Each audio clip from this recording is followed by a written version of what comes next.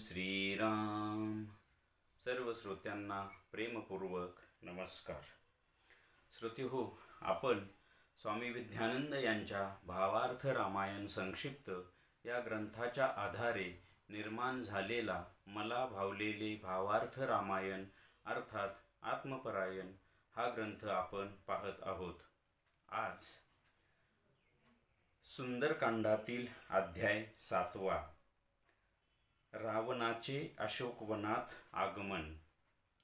ओम श्रीराम.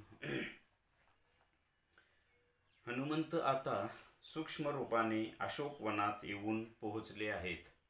ते अवर्णनीय अतीव सुंदर स्थान पाहून ते आश्चर्यचकित झाले आहेत.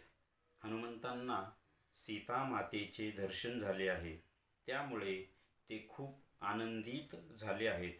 आता सीता माता हनुमंतांच्या हृदयात स्थापित झाल्या आहेत व सीता मातांच्या हृदयात प्रभू श्रीरामांचे नामस्मरण अखंड चालू आहे. हनुमंत सीता मातांना भेटण्यासाठी उत्सुक झाले आहेत, परंतु सर्व रक्षक जागृत आहेत. ते मग त्यांची झोपी जाण्याची वाट पाहत आहेत. मग पुढे मध्यरात्र झाल्यानंतर सगळे रक्षक झोपले आहेत, परंतु रावण अनेक स्त्रियांना घेऊन तिथे हजर होतो. ते पाहून हनुमंत क्रोधित होतात, परंतु पुन्हा शांत होऊन आता रावण काय करतो आहे हे पाहत आहेत. आता आपण साधकाच्या दृष्टीने पाहू. साधकाच्या अध्यात्म प्रवासात द्वैत किंवा द्वंद्व हे सतत येत राहते. इथे या कथेमध्ये साधकाचा शुद्ध झालेला प्राण म्हणजेच हनुमंत हा आपल्या गुरुप्रणीत साधनेने व गुरुकृपेने दुःख नसलेल्या अशोक स्थानावर येऊन पोहोचलेला आहे. त्या परमशांती मातेच्या म्हणजेच सीता मातेच्या दर्शनाकरिता उत्सुक आहे. तर दुसरीकडे साधकाचा अशुद्ध असलेला अहंकार म्हणजेच रावण आपल्या अशुद्धपणाने व आपल्या अहमन्यतेने त्या परमशांतीला प्राप्त करण्याकरिता प्रचंड असा खटाटोप करत आहे. खरेच साधकाचा हा अध्यात्म प्रवास अंतर्गत द्वंद्वमय द्वैतमय अशा रस्त्यानेच होत असतो. साधकाच्या अंतरंगातील हे घटक जसे मन, प्राण, चित्त, अहम वगैरे हे अशुद्धपणामुळे चैतन्यहीन होऊन सतत एकमेकांच्या विरोधात संघर्ष करत असतात. त्यामुळे ती आत्मप्राप्ती खूप खूप दूर राहते आणि म्हणूनच साधकाला आपल्या गुरुप्रणीत साधनेने, भक्तीने, कर्माने, ज्ञानाने व गुरुकृपेने त्या सर्व घटकांची शुद्धी करून, त्या सर्व घटकांना चैतन्यमय करून व एकसंध करून म्हणजेच अद्वंद्व करून ऊर्ध्व अशी झेप घ्यावी लागते. तेव्हाच ती आत्मप्राप्ती किंवा आत्मस्थिती मिळवता येते. आता आपण या अध्यायाचे थोडक्यात सार पाहण्याचा प्रयत्न करू. इथे कथेमध्ये हनुमंत आता अशोक वाटिकेत येऊन पोहोचलेत. ते अवर्णनीय सुंदर असं स्थान पाहून त्यांना खूप आनंद होतो आणि त्यांना दुरूनच सीतामातांचं दर्शन झाल्यामुळे तर खूप परमानंद होतो. आणि ते इतके उत्सुक झालेले आहेत की मी कधी सीतामातांना भेटेन आणि श्रीरामांचा निरोप सांगेन असं त्यांना होऊन गेलं आहे. परंतु तेवढ्यात तिथे सगळे रक्षक जागृत आहेत. ते झोपी जाण्याची वाट पाहतात. मात्र तेवढ्यात रावण अनेक श्रीदूतांच्या सोबत तिथे येतो. त्यामुळं हनुमंतांना खूप राग येतो. परंतु आता ते रावण काय करतोय असं ते पाहतायत. हेच कथा साधकाच्या दृष्टीने कशी असेल तर पहा, इथे कथेमध्ये हनुमंत सीतामातेच्या दर्शनाकरता उत्सुक आहेत आणि रावणही उत्सुक आहे, परंतु हेतू वेगळे आहेत. साधकाच्या अध्यात्म प्रवासात सुद्धा असं द्वैत अखंड नेहमी येत असतं. म्हणजे मी हे करावं का, हे करू नये, तसं करावं का, अशी साधना करावी का, अशी करू नये, ह्याने हे सांगितलं, त्याने ते सांगितलं, वगैरे वगैरे. साधकाने गुरुप्रणीत साधनाच करावी, आपल्या सद्गुरूंनी दिलेली साधनाच करावी.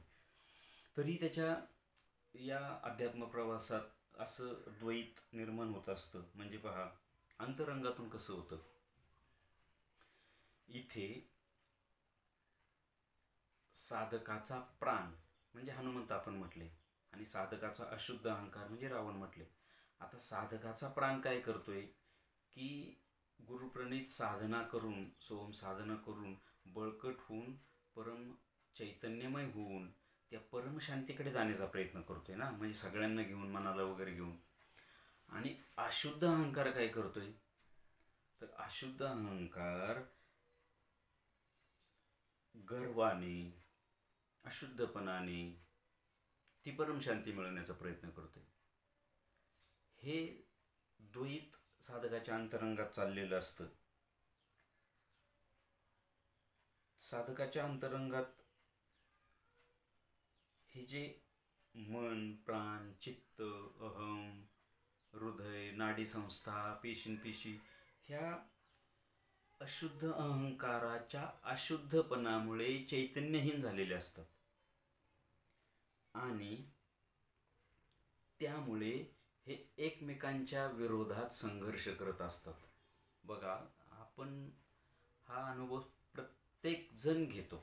म्हणजे की मी एखादी गोष्ट करायची ठरवतो, असं माझी बुद्धी किंवा माझं मन हे म्हणतं, हां चला आता आपण आज अशी गोष्ट करूया. परंतु तेवढ्यात हृदयातून अशी एक भावना निर्माण होते की नाही, त्या गोष्टीने माझं नुकसान होणार आहे, मला त्याचा काही फायदा नाही, मग ती गोष्ट नाही करायची. आता हे दोन्ही गोष्टी कुठं घडल्या? माझ्या अंतरंगामध्ये.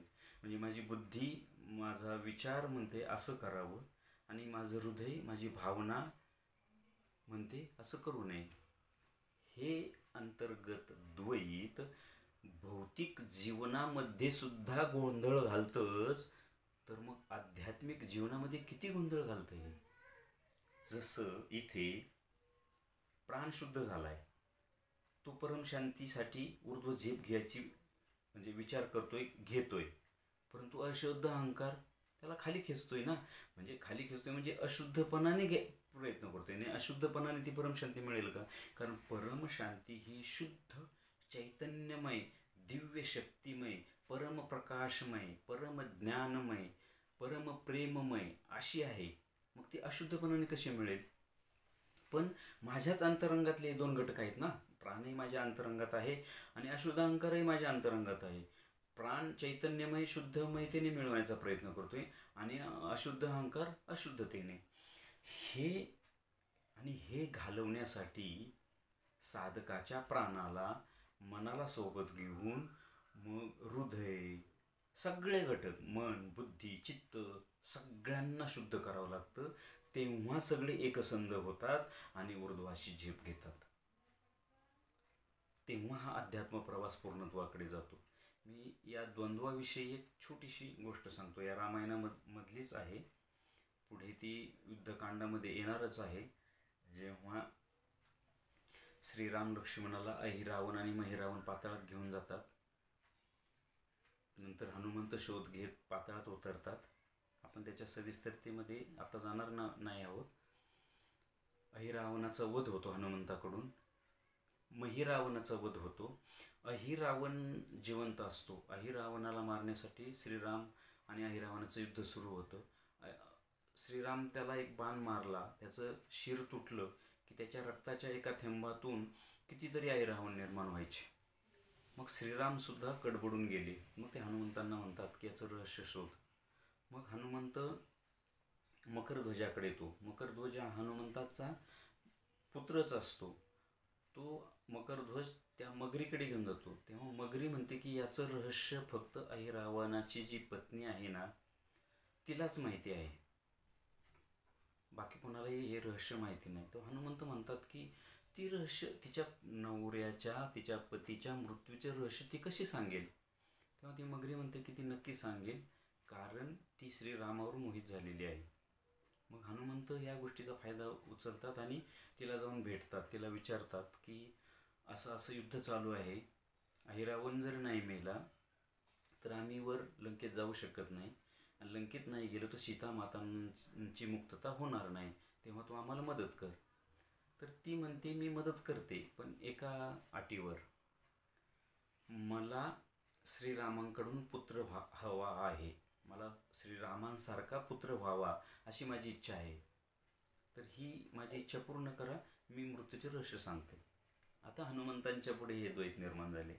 आपण द्वैतावर बोलतो आहोत की जर तिला हो नाही म्हणावं तर अहिरावण मरत नाही, अहिरावण मरत नाही तर श्रीराम लक्ष्मण हनुमंत लंकेत येत नाहीत वर, आणि लंकेत येत नाही तर सीता माता मुक्त होत नाही. हो म्हणावं तर श्रीराम हे एक पत्नी, एक वचनी आणि एक बाणी आहेत, पुरुषोत्तम आहेत, श्रेष्ठ पुरुषोत्तम आहेत. मग आता करायचं काय, हा प्रश्न हनुमंतांच्या सारख्या समोर सुद्धा उभा राहतो. हे द्वंद्व भल्या भल्यांना, कुठल्याही प्रकारचं द्वंद्व असू दे. मी मगाशी आपल्या सामान्य साधकाविषयी सांगितलं, कथेमध्ये द्वंद्व आहे, आणि आता मी हे तुमच्यासमोर द्वंद्व मांडतो. हनुमंतांना प्रश्न पडला काय म्हणावं, तिला हो म्हणावं की नाही म्हणावं. दोन्ही प्रश्न अवघड होते. हो म्हणावं तर श्रीराम एक वचनी आहेत, एक पत्नी आहेत. नाही म्हणावं तर अहिरावण मरत नाही. शेवटी हनुमंतांचा इथे महत्त्वाची गोष्ट आहे, ही आपल्यासाठी सुद्धा खूप महत्त्वाची गोष्ट आहे. इथे साधकाचा आत्मविवेक शुद्ध आणि जागृत असावा लागतो. मग हनुमंतांनी त्या आत्मविवेकाच्या बळावर निर्णय घेतला. ते तिला हो म्हणाले. हो, मी श्रीरामांना तुझ्या महालात आणून पाठवेल. कारण हनुमंतांना माहिती आहे की जरी श्रीरामांचं तीही व्रत मी मोडू देणार नाही, कुठलं एक पत्नीचं, मी ती योजना करेल. म्हणजे इथे आत्मविवेक जागृत असेल तर हे द्वंद्व मिटलं जातं, द्वंद्व थांबतं. मग पुढे ते हो म्हणतात. मग ते मृत्यूचे रहस्य सांगते, अहिरावण मरतो. मग श्रीरामाला हनुमंत सांगतात मी तिला असं असं वचन दिलं आहे. श्रीराम त्याला विचारतात की अरे तुला माहीत नाही का मी एक वचनी, एक पत्नी, एक बाणी आहे. हो म्हणे मला सगळं माहिती आहे, पण त्याशिवाय माझ्यापुढे पर्याय उरला नव्हता. परंतु तुम्ही घाबरू नका, त्यावरही मी उपाय शोधला आहे. मग ते ज्या पलंगावर श्रीराम बसणार होते तिला त्यांनी म्हणजे वदवून घेतलं होतं की श्रीरामांचा अवमान झाल्यास श्रीराम तिथे एक क्षणी थांबणार नाही. आणि मग ते श्रीरामाला घेऊन येतात. ज्या भुंग्यांच्या माध्यमातून अमृत अहिरावणाला मिळायचं, ते काही भुंगे शरण आले होते. मग त्या भुंग्यांना सांगितले तो पलंग सगळा पोखरून टाका. श्रीराम बसतात, पलंग मोडतो आणि श्रीराम तिथून निघतात, वगैरे वगैरे. पण महत्त्वाचा मुद्दा काय की हे द्वंद्व कधी आणि कसं मिटतं, तर साधकाच्या ठिकाणी जो आत्मविवेक असतो, विवेक आणि आत्मविवेक, की भौतिक विवेक हा संसारासाठी असतो, पण आत्मविवेक हा अध्यात्मासाठी असतो. तो जागृत, सबळ, स्वच्छ असावा लागतो. तेव्हा हे द्वंद्व मिळतं. आणि तो शुद्ध करण्यासाठी साधकाला गुरुप्रणित साधना करून आधी मन शुद्ध, प्राण शुद्ध, विवेक शुद्ध, बुद्धी शुद्ध, हे सगळे घटक शुद्ध, नंतर अहंकार सुद्धा शुद्ध करावा लागतो. तेव्हा आत्मसाक्षात्कार किंवा ईश्वराची प्राप्ती होते. हेच या कथेचं, इथे या अध्यायाचं सार आहे असं मला वाटतं. श्रीरामार्पणमस्तु. हरिओम तत्सत. ब्रह्मार्पणमस्तु.